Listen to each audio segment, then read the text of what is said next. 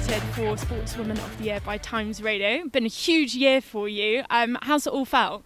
Yeah, it's been a whirlwind of, the past couple of months, and I think it was definitely building before the World Cup for all of the Red Roses. We became a lot more visible on social media. We used our social media in different ways, and we always knew that there was going to be more journalists coming to the games, but we didn't really expect it to be as big as it really was. And after being successful, everyone loves a success story, so everyone's going to jump on it. But also what we did was incredible, to come back from losing the last World Cup and then bring it home, if that's the saying that people use.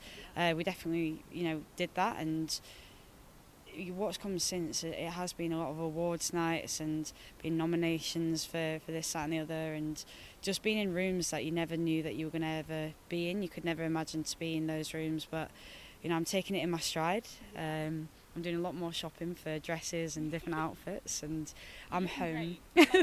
Thank you.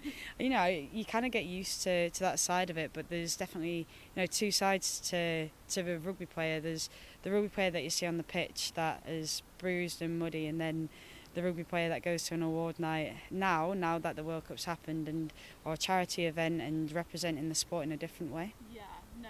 And I mean, obviously, as you mentioned, kind of the game's grown massively recently. And for me, I cried when I watched the World Cup final, so I can imagine for you what it would be like.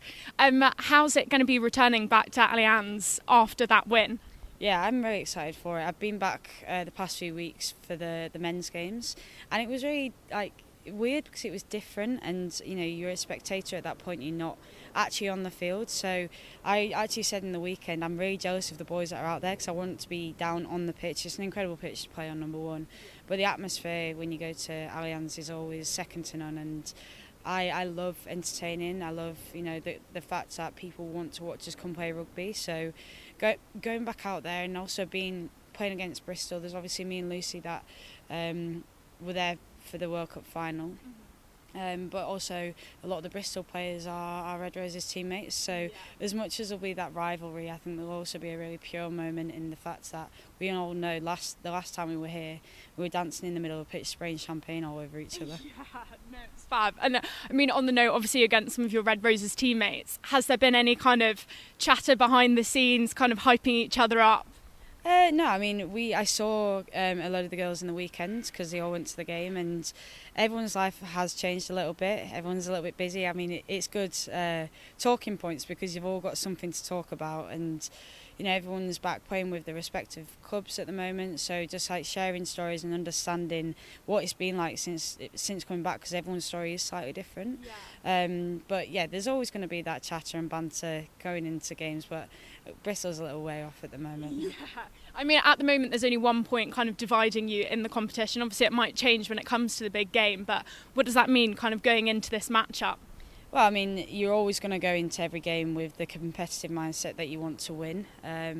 This year, the Prem has definitely taken another step up in terms of how competitive it is. And, I felt that the first game that we played here against Loughborough, the way that the girls were running into each other, obviously, I'm stood behind it all, so I kind of just watch it happen. But just the level of competition and rivalry that is on the pitch, you kind of don't know who's going to win and who's not. You can never guarantee a win, and it means that every time you step out on the pitch, whether that's training or playing, you've got to put your all into it because you're really fighting for that top 4 spot.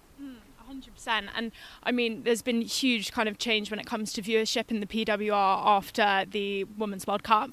As a player, what does that mean to kind of have the people in the stands supporting and also coming into the big game? Yeah, I mean, I've always said, I heard someone say a few years ago that we need to stop making moments and create moments that create movements. So in how I took that, because obviously I didn't sit down and ask what it meant to the lady at the time, but there's so many moments within our career. There's a Six Nations win, there's a WXV win, there's a Premiership win, but if you can do something so big that moment goes into a movement, you'll see the ripple effect going forward. So after the World Cup final, we obviously knew we sold out Twickenham, Allianz, whatever you want to call it, and that was huge. That was massive for the women's game. But we've now made a movement. Women's rugby has made a movement that the people are now coming to watch us play here. And I think one of our USPs as female athletes is that we try to take the time to see as many people as we can do. Now the reason for that is that we genuinely wouldn't be in the job that we do if people didn't buy tickets, number one, but also what it means to the young boy or the young girl to meet their hero and their role model might be the reason that they smile the next day, or they go to a rugby game, or they watch another game. We know the influence that we have on the next generation. But it's not just the next generation anymore. It's not just the kids anymore. There's parents, there's grandparents that have all been moved by what we have achieved, and what we stand for. It's bigger than women's rugby. It's, women in business, it's women in sport, it's anybody that felt that they were slightly out of place and that they didn't fit and they were told that they can't do something but still did it. And I think that's the most inspiring part of the story, is that for all the doubters, I know everyone had the expectations that we were going to win, but I don't think anyone expected to sell out Twickenham the way that we did. So we've gone against the doubts, and we've shown that women's rugby is always going to be on the rise. It's never going to be at its peak, because I've said it and I'll keep on saying it, the World Cup final is not the pinnacle of the sport, it's the start of our career. And that's the mindset that we've got going forward as well. Such an exciting time for women's rugby, for England rugby as well. Obviously, as you say, Quilter Nations, clean sweep. And last time that you actually lost at Allianz was 2023. So it's been a long time, be it Red Roses or Harlequins. Kind of coming into the big game, what are your expectations there? Obviously another win, but kind of how are you going to go about it? Well, the same that you would go about turning up to a training session. You turn up, you do your best, you leave nothing to question.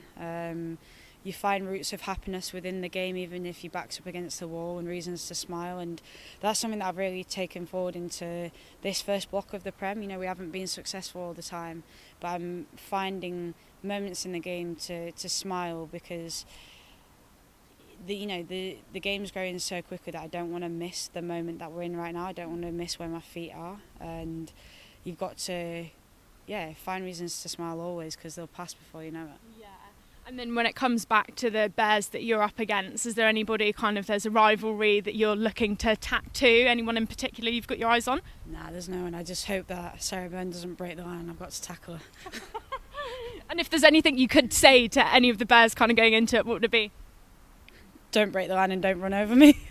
Riverside.